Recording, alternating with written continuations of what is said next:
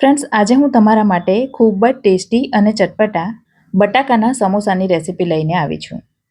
આ સમોસાની ખાસિયત એ છે કે એનું પડ આપણે મેદાથી નહીં પણ માત્ર ઘઉંના લોટથી બનાવીશું અને છતાં પણ એ એકદમ ખસ્તા અને એકદમ ક્રિસ્પી બનશે.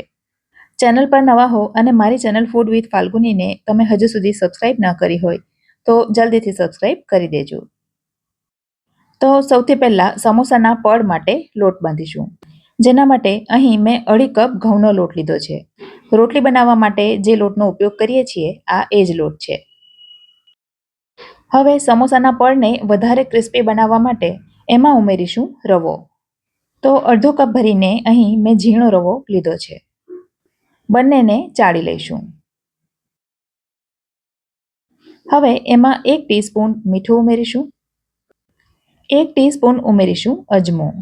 હાથથી મસળીને ઉમેરીશું જેથી ફ્લેવર સારી આવે.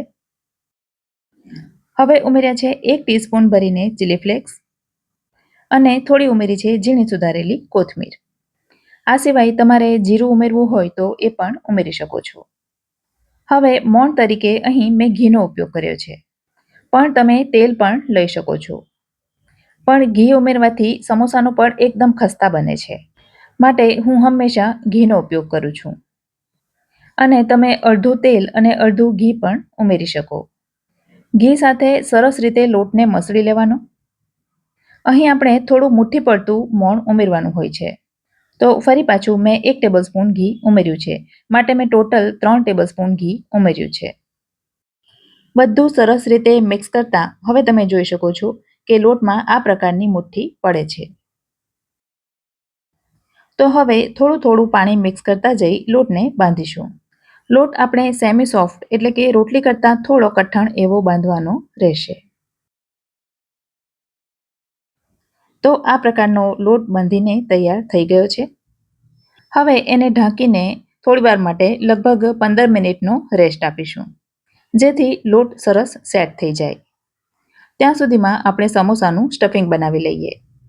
જેના માટે અહીં મેં મીડિયમ સાઇઝના 5 નંગ બટાકાને બાફી લીધા છે અને એને સરસ રીતે મેશ કરી લઈશું. હવે એક કઢાઈમાં 2 થી 3 ટીસ્પૂન જેટલું તેલ લઈશું. તેલ ગરમ થાય એટલે એમાં 1/2 ટીસ્પૂન જીરું ઉમેરીશું અને જીરું સરસ રીતે તતડી જાય ત્યાર પછી એમાં ઉમેરીશું ઝીણી સુધારેલી ડુંગળી. 2 મીડિયમ સાઇઝની ડુંગળીને આ પ્રકારે ઝીણી સુધારીને ઉમેરી છે. પણ જો તમે ડુંગળી નહીં ખાતા હો તો ડુંગળી નહીં ઉમેરવાની અને ડાયરેક્ટ મસાલા કરવાના. હું સ્ટફિંગમાં વટાણા નથી ઉમેરવાની, જેના બદલે મેં ડુંગળી લીધી છે. પણ જો તમારે વટાણા ઉમેરવા હોય તો આ સમયે અધકચરા બાફેલા વટાણા ઉમેરી દેવાના. ડુંગળી થોડી સોફ્ટ અને ટ્રાન્સલુસન્ટ થાય એટલે એમાં મસાલા કરીશું. મસાલામાં લીધી છે 1 ટીસ્પૂન આદુ અને મરચાંની પેસ્ટ, જેમાં આદુ અને મરચાં સરખે ભાગે લીધા છે. આ સિવાય 1/2 ટીસ્પૂન છીણેલું આદુ લીધું છે, જેનાથી સમોસાનો સ્વાદ ખૂબ જ સરસ આવશે. હવે આ મસાલાને થોડીવાર માટે સાંતળીશું, જેથી એનો કાચો સ્વાદ નીકળી જાય. હવે સૂકા મસાલામાં ઉમેરીશું 1 ટેબલસ્પૂન એટલે કે 1 મોટી ચમચી ભરીને ધાણા જીરું. 1/2 ટીસ્પૂન ઉમેરીશું ગરમ મસાલો. 1/2 ટીસ્પૂન ઉમેરીશું તીખું લાલ મરચું અને સૂકા મસાલાને પણ સરસ રીતે સાંતળી લઈશું, જેથી એમની કચાશ પણ દૂર થાય. અને હવે બટાકાનો માવો ઉમેરી દઈશું અને એને મસાલા સાથે સરસ રીતે મિક્સ કરી લઈશું. બરાબર મિક્સ થઈ જાય એટલે એમાં બીજા મસાલા કરીશું, જેમાં 1 ટીસ્પૂન ઉમેરીશું આમચૂર પાવડર. 1 ટીસ્પૂન કરતાં થોડું ઉપર અથવા તો સ્વાદ અનુસાર મીઠું ઉમેરીશું. અડધા કપ જેટલી ઝીણી સુધારેલી કોથમીર ઉમેરીશું અને બધું એકદમ સરસ રીતે મિક્સ કરી લઈશું. બટાકાના જો કોઈ મોટા ટુકડા હોય તો એને તવેથાથી મેશ કરી દેવાના અને બધું બરાબર મિક્સ થઈ જાય ત્યાર પછી ચાખી લેવાનું, જેથી કંઈક ખૂટતું હોય તો ઉમેરી શકાય. આ સ્ટફિંગથી ફ્રેન્ડ્સ તમે પરોઠા પણ બનાવી શકો અને આ સ્ટફિંગ એટલું ચટપટું અને એટલું ટેસ્ટી બને છે ને કે તમને એમનેમ પણ ખાવાનું ગમ્યા કરે. હવે એને ગેસ ઉપરથી નીચે ઉતારી બીજા વાસણમાં લઈ લઈશું, જેથી એ થોડું ઠંડુ થાય. આ તરફ લોટને પણ રેસ્ટ મળી ગયો છે અને એ સરસ સેટ થઈ ગયો છે. તો હવે એને થોડો મસળી એમાંથી લુવા કરીશું. મોટો એકદમ ભાખરી કરતાં પણ ડબલ સાઇઝનો લુવો તૈયાર કરવાનો, કારણ કે એક લુવામાંથી આપણે 8 સમોસા તૈયાર કરીશું.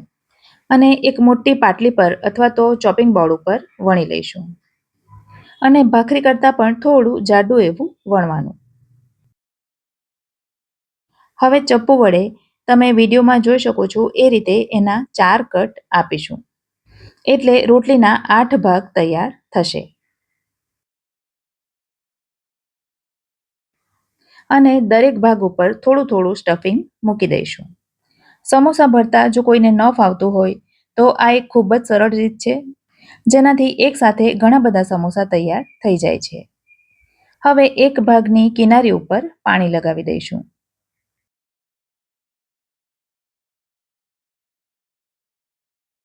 અને બહારની તરફના 2 છેડાને ભેગા કરી દઈશું.